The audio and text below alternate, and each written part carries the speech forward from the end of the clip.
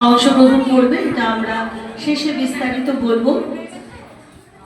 আজকের অনুষ্ঠান সাফল্যমণ্ডিত হবে তোমাদের প্রত্যেকের সহযোগিতায়। যারা আজকে নিখিলবঙ্গ শিক্ষক সমিতির কি হলো? আজকে নিখিলবঙ্গ শিক্ষক সমিতির জেলা পর্যায়ে যে প্রতিযোগিতামূলক সাংস্কৃতিক অনুষ্ঠান, এটা প্রতি বছরই হয়ে থাকে।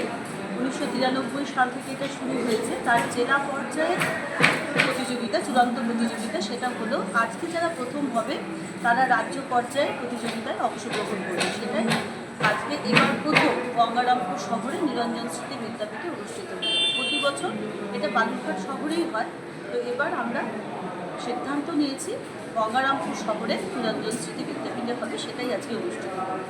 এটা কি ছাত্রছাত্রীদের মধ্যে সাংস্কৃতিক চেতনা বিকাশের লক্ষ্যেই?